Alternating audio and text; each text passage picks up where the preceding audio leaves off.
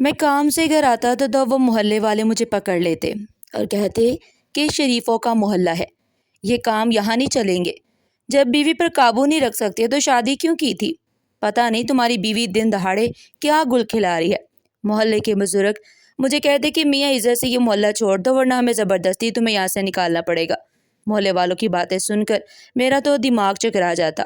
میں جیسے ہی گھر کے اندر داخل ہوتا تو میری بیوی نماز پڑھ رہی ہوتی۔ مجھے بڑا تعجب ہوتا۔ میں ماں سے بیوی کے بارے میں پوچھتا تو ماں کہتی تمہاری بیوی بڑی نیک ہے۔ ماں میری بیوی کی بہت تعریفیں کرتی۔ میں بڑا حیران ہوتا۔ ایک روز کام پر جانے کی بجائے چھت پر چھپ گیا، مگر اس دن یہ منظر دیکھ کر میرے سر پر آسمان ٹوٹ پڑا، کیونکہ میری بیوی کو دیکھ کر میں دھنگ رہ گیا۔ میرا نام اسلم ہے۔ میں ایک غریب گھرانے سے تعلق رکھتا تھا۔ میرے ابا تو بچپن میں ہی فوت ہو گئے تھے۔ ابا کی وفات کے بعد اماں نے ہم سب بہن بھائیوں کو سنبھالا تھا۔ ہماری آنکھوں سے آنسو بہ نکلتے تھے، مگر میری ماں بڑی صبر والی عورت تھی۔ وہ اللہ کے سوا کسی سے نہیں مانگتی تھی، اسی لیے انہوں نے کسی بھی رشتہ دار سے مدد لینے کی بجائے اپنے قدموں پر کھڑے ہونے کا فیصلہ کیا۔ میں بھی ایک بائک صحیح کرنے والے کے پاس کام کرنے لگ گیا۔ ماں گھر پر ہی لفافے وغیرہ بنا کر بیچا کرتی تھی۔ وہ وقت بہت مشکل تھا۔ ابا کا یوں اچانک بچھڑ جانا اور پھر ہمارا کام کرنا بہت ہی کڑا وقت تھا۔ انہی دنوں اماں نے چھوٹی بہن کی شادی طے کر دی۔ ہمارے ہاں کم عمری میں ہی شادی کر دی جاتی تھی۔ سادگی سے بہن کی شادی کر کے اسے رخصت کر دیا گیا۔ اب میں مکینک کا کام اچھے سے سیکھ چکا تھا، تب ایک دوسری جگہ جانے لگ گیا تھا۔ وہ بندہ مجھے معاوضہ بھی کافی اچھا دیتا اور کام بھی زیادہ نہیں کرواتا تھا۔ اماں بوڑھی ہو رہی تھی، ان کے سر پر ہم سب کی ذمہ داری تھی۔ آہستہ آہستہ سب بھائیوں کی شادی کر دی گئی، مگر میں نے اب تک اپنی شادی نہیں کی تھی، کیونکہ میں پہلے بہن بھائیوں کے فرض نپٹانا چاہتا تھا۔ ہم 4 بھائی تھے۔ چھوٹے تینوں بھائی شادی کے بعد آبائی گاؤں جا بسے۔ ان کا ارادہ کھیتی باڑی کرنے کا تھا، اس لیے ماں سے اجازت لے کر وہ وہیں پر چلے گئے۔ وہ اماں کو بھی ساتھ لے کر جانا چاہتے تھے، مگر اماں مجھے اکیلا چھوڑنے پر راضی نہیں تھی۔ کچھ سالوں بعد اماں نے میرے لیے لڑکی ڈھونڈی۔ اماں کے بقول وہ لڑکی بہت ہی خدمت گزار اور نیک لڑکی تھی۔ جب اماں نے میری رائے پوچھی تو میں نے فیصلہ اماں پر چھوڑ دیا اور پھر کچھ ہی ہفتوں کے بعد میری شادی ہو گئی۔ ایک سادہ سی تقریب میں میرا نکاح اور اگلے دن ولیمہ کیا گیا۔ ہماری شادی شدہ زندگی کافی اچھی گزر رہی تھی۔ اماں نے واقعی اس کے بارے میں بالکل صحیح کہا تھا۔ وہ بہت ہی خدمت گزار نکلی، بہت ہی دھیمے لہجے میں بات کرتی تھی، کسی بات پر بحث نہیں کرتی تھی، بلکہ ہر بات چپ چاپ مان لیا کرتی تھی۔ وہ میرا اور اماں کا بے حد خیال رکھتی، میں جو اماں کی طرف سے کافی فکر مند رہتا تھا، اب مکمل طور پر مطمئن ہو گیا تھا، کیونکہ وہ مجھے کبھی بھی شکایت کا موقع ہی نہیں دیتی تھی۔ مزاج کی تیز بالکل بھی نہیں تھی، کسی چیز کی فرمائش بھی نہیں کرتی تھی۔ شادی کے کچھ ہی عرصہ بعد میرا کام بہت خراب چلنے لگا تھا۔ بعض دفعہ ایسا ہوتا کہ دوسرے وقت کے کھانے کے لیے بھی میرے پاس پیسے نہیں ہوتے تھے، مگر وہ اف تک نہیں کرتی۔ وہ میری زندگی کے بہت مشکل دن تھے، اور اس مشکل وقت میں وہ میرے ساتھ میری ہمت بن کر کھڑی رہی۔ بعد میں نے 1-1 روپیہ جمع کر کے اپنی چھوٹی سی مکینک کی دکان کھولی۔ میرے 2 بچے بھی ہو گئے اور دونوں نے میری زندگی میں خوشیوں کے مزید رنگ بھر دیے تھے۔ سب کچھ ٹھیک چل رہا تھا، مگر کچھ وقت سے محلے کے لوگ عجیب عجیب باتیں کرنے لگے۔ جب بھی میں کام سے گھر آ رہا ہوتا تو وہ کہتے کہ کتنا بے وقوف ہے، اسے اپنی بیوی کی کوئی خبر ہی نہیں، وہ اس کے پیچھے کیا کیا کرتی پھر رہی ہے۔ ایک روز تو محلے کے لوگوں نے مجھے پکڑ کر خوب باتیں سنائی۔ مجھے بڑا غصہ آیا۔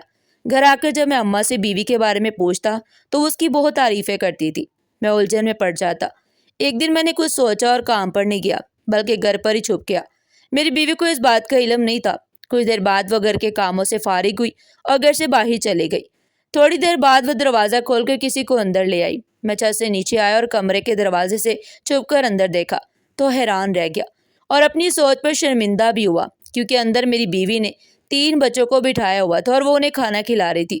میں چوکھٹ پر کھڑا چپ چاپ یہ منظر دیکھ رہا تھا۔ وہ تینوں بچے معذور تھے اور میں انہیں اچھی طرح جانتا تھا۔ وہ تینوں ہمارے ہی محلے میں بھیک مانگتے تھے۔ ان کے کپڑے بھی جگہ جگہ سے پھٹے ہوئے تھے۔ میری بیوی بنا کسی کراہت کے انہیں اپنے ہاتھوں سے کھانا کھلا رہی تھی۔ میں یہی سوچ رہا تھا کہ شاید یہ سب میری آنکھوں کا دھوکہ ہے، یا شاید اسے پتہ چل گیا ہے کہ آج میں اس کی نگرانی کر رہا ہوں اور وہ میرے سامنے نیک بننے کی کوشش کر رہی ہے، مگر اسے اس بات کی پرواہ بھی نہیں تھی کہ اس کے بارے میں محلے والے کیسی کیسی باتیں کرتے ہیں۔ اچانک اس نے پلٹ کر دیکھا تو مجھے دروازے پر کھڑا پایا۔ مجھے اس وقت گھر پر دیکھ کر وہ بولی، آپ جلدی کیسے آ گئے؟ میں نے حیرت و شرمندگی کے احساس کے ساتھ پوچھا، یہ بچے کون ہیں؟ وہ مسکرا کر بولی، یہ بچے گلی میں بھیک مانگتے ہیں۔ पूरा दिन ऐसे ही भूखे प्यासे घूमते रहते हैं। मैं उन्हें रोज़ खाना खिला देती हूँ। जब उनके चेहरे पर खुशी आती है तो मुझे बहुत सुकून मिलता है। मैं उसका इत्मीनान देखकर अंदर ही अंदर हैरान हो रहा था। मैंने लोगों की बातों में आकर अपनी बीवी पर शक किया। उस दिन के बाद मैं भी रोज़ उसके साथ उन बच्चों को खाना खिलाने लगा। वक्त अपनी रफ्तार से गुजर रहा था। दिन हफ्तों में और हफ्ते महीनों में बदलते जा रहे थे। मेरे पास अब काम ज़्यादा आने लगा था। मैंने सोच लिया था कि कुछ अरसे के बाद अपनी इस दुकान को बड़ी दुकान बना लूँगा। मैं इस मकसद के लिए पैसे जमा कर रहा था। मैंने अपनी बीवी से भी इस बात का जिक्र किया था। वो ये बात सुनकर बहुत खुश हुई। वो मुझे ज़िंदगी के हर लम्हे में सपोर्ट करती थी। वो मेरे साथ हर हाल में गुजारा कर लेती थी। कभी मैंने उसकी ज़ुबान से शिकवा नहीं सुना था। वो उन लोगों में से नहीं थी जो हर बात पर शिकायत करते हैं। उसकी अहमियत का अंदाज़ा मुझे उस वक्त हुआ जब मैंने उसे खो दिया था। मैं शैतान के बहकावे में आ गया था और अपना घर अपने ही हाथों तबाह कर लिया। मुझे आज भी उस लम्हे को सोच सोच कर अफसोस होता है जब मैंने अपनी बीवी को ठुकरा कर खुद को किसी और के हवाले कर दिया था। बात सिर्फ उसे छोड़ने की नहीं थी, बल्कि मैंने एक ज़माने के सामने उसकी ज़ात पर सवालिया निशान लगा दिया था। और फिर कुछ लोगों का सब्र ही हमारी सबसे बड़ी सज़ा बन जाता है। मुझे भी उस सब्र की सज़ा मिल गई थी। ऐसा ही हुआ था। मैं सारी ज़िंदगी पछताता रहा। वो पता नहीं कैसे सह गई थी मेरी हर कड़वी कुसीली बात। मगर हैरत तो मुझे खुद पर हो रही थी। मैं कब और किस लम्हे में इतना बहक गया था कि अपनी तरबियत को कैसे भूल गया था। मुझे मेरी माँ ने जो असबाक पढ़ाए थे वो सब मैं कैसे फरामोश कर गया था कि ऐसे में उस साबिर औरत के इतने सालों की खिदमत और रियाजत को भूल गया था। कभी देखा है खुद से भी हारा हुआ इंसान? मैं भी ऐसा ही हो गया था। मैं खुद से भी हार गया था। मेरी अम्मा भी मुझसे नाराज़ हो गई थी। मैंने उनका भी दिल तोड़ दिया था। मेरी औलाद तक मुझे कसूरवार ठहरा रही थी। कसूरवार तो मैं ही था, और जिसके लिए सब किया वो अपना आप जब दुनिया के सामने मुझ पर आशिकार कर गई थी। मगर आज वो मुझे कहीं नहीं मिल रही थी। एक हादसे से शुरू हुई थी, एक छोटी सी हमदर्दी से जो थी तो मैंने अच्छी नीयत से, मगर बाद में जब मेरी नीयत में खोट आ गया तो मैंने अपने हाथों से अपना सब कुछ बर्बाद कर दिया। मुझे आज भी वो शाम याद है जब मैं थका हारा काम से अपने घर वापस आ रहा था। सड़क दूर दूर तक खाली थी। मैं सुस्त रफ्तारी से बाइक चला रहा था। किसी असना में अचानक कोई मेरे सामने आ गया। मैंने ज़ोर से ब्रेक लगा दी तो बचत हो गई, वरना कोई बड़ा हादसा हो सकता था। मैंने बाइक रोककर सामने देखा तो काली चादर में लिपटा एक वजूद सड़क के बीचों बीच बैठा हुआ था। मैं तेज़ी से बाइक से उतरा और उसके करीब किया तो देखा कि वो एक औरत थी। उसने अपना चेहरा चादर में ढांप रखा था। मैंने उससे पूछा, आप ठीक तो हैं?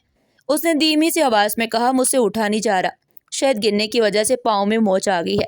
क्या आप मुझे उठाने में मदद करेंगे? मैंने कहा, हाँ क्यों नहीं। फिर मैंने उसे उठने में मदद दी। उससे तो चला भी नहीं जा रहा था। उसकी हालत को देखते हुए मैंने उसे सहारा दिया हुआ था। वो बहुत मुश्किल से चल रही थी। मैंने थोड़ी दूर जाकर कहा, मोहतरमा आपका घर कहाँ है? बताएं, मैं आपको वहाँ छोड़ाता हूँ। मेरी बात पर उसने बताया कि मेरा कोई घर नहीं है। मेरी माँ का बचपन में इंतकाल हो गया था और मेरे अब्बा ने दूसरी शादी कर ली थी। अब्बा भी कुछ साल बाद इंतकाल कर गए। अब मेरी सौतेली माँ मेरी शादी अपने नशई भाई से करवाना चाहती है। इसीलिए मैं घर से भाग कर आई हूँ कि कहीं मुझे पनाह मिल जाए। अब अगर मैं घर गई तो वो ज़बरदस्ती मेरी शादी कर देंगे। मेरा कोई ऐसा रिश्तेदार भी नहीं जो मेरी मदद कर सके और मुझे अपने घर पर जगह दे सके। सब सौतेली माँ से डरते हैं। मुझे कुछ समझ नहीं आ रहा कि मैं क्या करूँ। मैं ईद के दिन घर से निकली थी कि कहीं किसी दारुल अमान में पनाह ले लूँगी, मगर अचानक आपकी बाइक के सामने आ गई और आपको जहमत दी। वो ये सब रोते हुए बोल रही थी और मैं उसे देख रहा था। उसकी आंखें बहुत ही खूबसूरत थी और आवाज़ भी बहुत ही प्यारी, मगर मैंने फ़ौरन अपनी निगाहें हटा ली क्योंकि वो एक मजबूर लड़की थी और मैं एक शादीशुदा मर्द था। उसकी दास्तान सुनकर मुझे बहुत दुख हुआ और मैं दिल से उसकी मदद करना चाहता था, मगर मुझे कुछ समझ नहीं आ रहा था कि मैं उस मासूम लड़की की कैसे मदद करूं। फिर अचानक मुझे ख्याल आया तो मैंने उसे कहा कि अगर आप बुरा ना माने तो आप मेरे साथ मेरे घर चल सकती हैं, क्योंकि अभी काफ़ी रात हो गई है और इस वक्त आप किसी दारुल अमान में भी नहीं जा सकती। इसे आप मेरे साथ चलें। यकीन करें, आप वहाँ काफ़ी महफूज रहेंगी। मेरी बीवी बहुत नेक दिल इंसान है। वो आपका बहुत ख्याल रखेगी। आपको मेरे घर में किसी तरह की कोई तकलीफ नहीं होगी। मेरी बात पर उसने कुछ देर मेरी तरफ देखा और फिर खामोशी से सर हिला दिया। मैं उसे साथ लेकर घर आ गया। दरवाज़ा मेरी बीवी ने खोला था। मेरे साथ एक औरत को देखकर वो हैरान हुई और बोली, ये कौन है? मैंने उसे बताया कि एक मजबूर लड़की है। इसके पास रात के इस वक्त कोई ठिकाना नहीं था। गलती से मेरी बाइक के सामने आ गई तो मैं उसे घर ले आया। बाहर कई भेड़िए नज़र लगाए बैठे होते हैं। जवान लड़की कहाँ ठोकरे खाती फिरेगी। उसके पाँव में मोच आ गई है। कल तक अगर ठीक हो गई तो मैं उसे किसी दारुल अमान में छोड़ आऊँगा। میری بات سن کر میری بیوی نے سر ہلایا اور آگے بڑھ کر اس نے اس لڑکی کی مرہم پٹی کی، اسے کھانا کھلایا اور دوا دے کر بستر پر سونے کے لیے لٹا دیا۔ میری بیوی نے بتایا کہ اس کا نام آرزو ہے اور وہ کافی مجبور اور مظلوم لڑکی ہے۔ اس کی سوتیلی ماں اس پر بہت ظلم کرتی ہے اور اب زبردستی اس کی شادی اپنے بھائی سے کروانا چاہتی ہے، جو کہ ایک نشئی اور جواری ہے۔ وہ پہلی جوئے میں اپنی ایک بیوی ہار چکا ہے اور اب دوسری شادی کرنا چاہتا ہے۔ کوئی بھی اسے اپنی بیٹی دینے کو تیار نہیں تھا، تو اس کی ماں نے آرزو کی شادی زبردستی اس سے کرنے کی ٹھان لی۔ اس کا کوئی رشتہ دار بھی اس کا ساتھ نہیں دے رہا، سب اس عورت سے ڈرتے ہیں۔ پتہ نہیں کیسے لوگ ہیں جو اللہ سے ڈرنے کی بجائے اپنے جیسے انسانوں سے ڈرتے ہیں۔ لڑکی کے سر پر باپ کا سایہ نہیں ہے تو کوئی بھی رشتہ داری تک نہیں نبھا رہا، اور اسی لاپرواہی کا فائدہ اس کی سوتیلی ماں اٹھا رہی ہے۔ آرزو بتا رہی تھی کہ وہ کہیں سلائی کا کام بھی کرتی ہے، مگر سارا پیسہ اس کی ماں لے لیتی ہے۔ پھر میری بیوی ساری رات اس معصوم لڑکی کی ہی باتیں کرتی رہی۔ اسے آرزو سے بہت ہمدردی ہو رہی تھی، اس کا دل ہی اتنا نرم تھا، ہر ایک کے لیے پگھل جاتا تھا۔ وہ ایک سادہ سی عورت تھی جو صرف محبت کرنا جانتی تھی، بنا کسی غرض کے خدمت کرتی رہتی۔ میں خود کو اس بات پر بہت خوش نصیب مان رہا تھا کہ مجھے اتنی وفاشوار بیوی ملی ہے جو میرے ساتھ ساتھ میری ماں کا بھی بے حد خیال رکھتی ہے اور بچوں کی بھی اچھی تربیت کر رہی ہے۔ وہ دوسری عورتوں کی طرح فضول خرچ نہیں تھی اور نہ ہی مجھ سے غیر ضروری چیزوں کی فرمائش کرتی تھی، بلکہ اپنے لیے تو وہ کبھی کچھ خریدتی ہی نہیں تھی۔ میں ہی عید پر اسے زبردستی کپڑے لے دیتا اور وہ سارا سال انہی میں گزار دیتی۔ اس نے کبھی مجھے نہیں کہا تھا کہ مجھے فلاں چیز کی ضرورت ہے۔ اس کی کوشش ہوتی تھی کہ وہ میرے پیسے کم سے کم خرچ کرے تاکہ میں آسانی سے گھر چلا سکوں۔ حالانکہ میری آمدنی اب پہلے سے بہتر ہو گئی تھی۔ وہ بچوں کو بہت زیادہ پڑھانا چاہتی تھی۔ میری بھی یہی خواہش تھی کہ میرے بچے پڑھے لکھے ہوں۔ میں تو پڑھ نہیں سکا، مگر میں ہرگز یہ نہیں چاہتا کہ استطاعت ہوتے ہوئے بھی اپنے بچوں کو تعلیم سے محروم رکھوں۔ اس لیے میں نے اچھے اسکول میں بچوں کا ایڈمیشن کروا دیا۔ میری بیوی صبح فجر سے پہلے اٹھ جاتی اور صبح آٹا گوندھ کر رکھتی، پھر نماز پڑھ کر سب کو نماز کے لیے اٹھاتی اور ناشتہ تیار کرنے لگ جاتی۔ میں اور بچے ناشتہ کر کے اپنے اپنے کاموں پر چلے جاتے اور وہ پیچھے پورا دن گھر کے کاموں میں مصروف رہتی۔ رات کو وہ سب سے آخر میں سوتی تھی۔ اس نے میرے برے دنوں میں میرا بہت ساتھ دیا۔ میری ماں تو اسے دعائیں دیتے نہیں تھکتی، انہیں اسے بہت پیار تھا۔